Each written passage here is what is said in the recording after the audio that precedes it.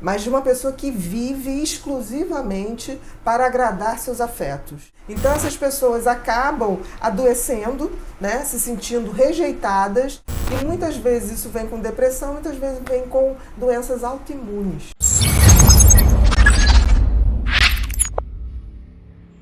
Você já ouviu falar da síndrome de Wendy?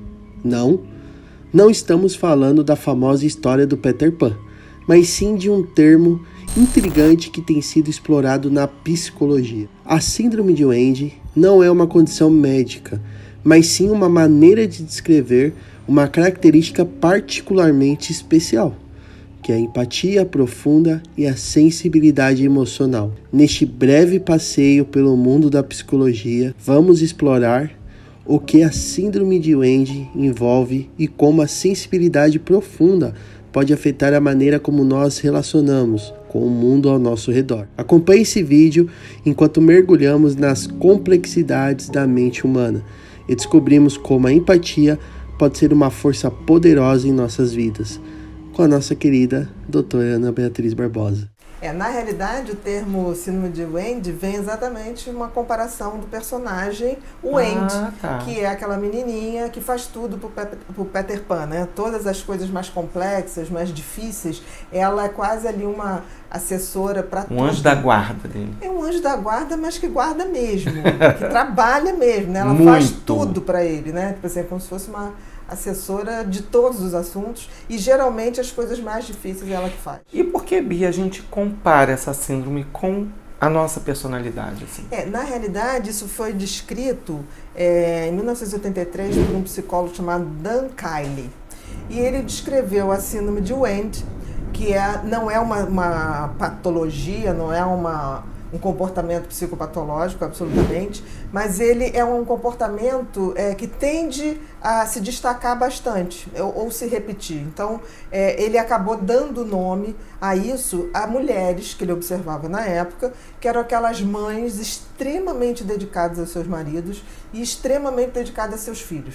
Mas dedicadas no sentido, assim, de ter que fazer tudo para eles. Assim, preparar o banho, ver a roupinha, ver se vai ter tosse, se não vai ter tosse, de preparar a comida, de preparar a cama para deitar. Comidas separadas de acordo com o gosto de cada um. Cada um, quer dizer, ele descreveu como uma coisa feminina, a gente sabe hoje que não é só uma coisa de mulheres, mas tem homens também, mas de uma pessoa que vive exclusivamente para agradar seus afetos, mas de uma forma que não deixa que o outro tenha nenhum tipo de necessidade.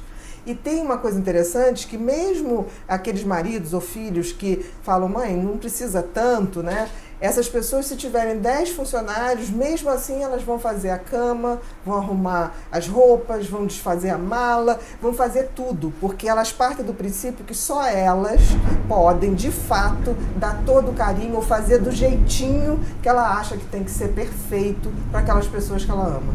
E deve ser um desgaste muito grande, né? Olha, é um desgaste, mas inicialmente a pessoa vê aquilo como uma coisa extremamente prazerosa, como se fosse uma compulsão de amar e fazer por ser amado.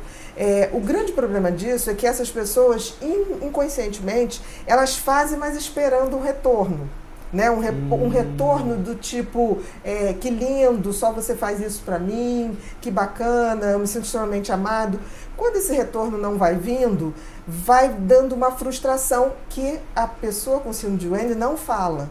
Ela fica absolutamente muda, mas aquilo vai acabando, do tipo assim, não sou valorizada, né? Como se estivesse sendo rejeitada. E a gente vê que a síndrome de Wendy predomina em pessoas extremamente perfeccionistas, pessoas que têm pavor da rejeição e pessoas que se culpam por tudo. E uma das consequências da síndrome de Wendy é que essas pessoas, depois de um tempo, é claro, entram num processo de exaustão, que muitas vezes se aparenta como uma depressão.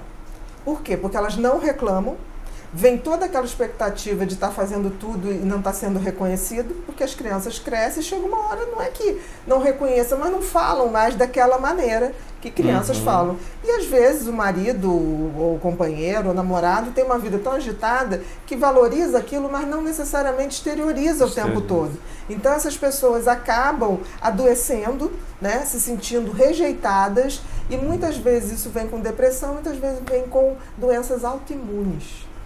Que na realidade a doença autoimune é essa depressão da célula, né? É essa célula que começa a se atacar. Porque são pessoas que têm uma autoestima muito baixa e têm uma crença de que elas só são amadas porque elas fazem tudo aquilo. Então é um peso muito grande, porque se eu não faço tudo aquilo, eu não sou digna de amor, é muito difícil. Eu acho assim que tem um componente cultural, eu acho que nos países ou nas sociedades em que isso está compondo a cultura, é claro que isso não chega nem a ser dito como um comportamento atípico.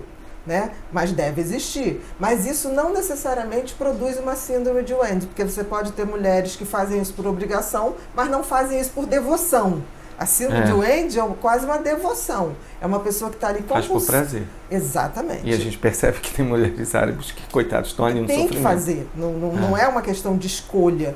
Né? Então, assim, a cultura é importante, mas eu acho que a raiz da personalidade que desenvolve esse tipo de comportamento, ou tende a desenvolver, é uma raiz de uma pessoa que tem uma autoestima muito baixa, tem um pavor da rejeição, geralmente são mulheres que tiveram histórias de rejeição, ou de ausência de pai, ausência de mãe, ou foram negligenciadas, crianças negligenciadas na infância, e que elas buscam esse afeto a qualquer custo, no sentido tipo, eu sou tão maravilhosa, eu sou tão útil, eu sou tão amorosa que eu não posso ser rejeitada. É quase como se fosse uma maneira de garantir um amor.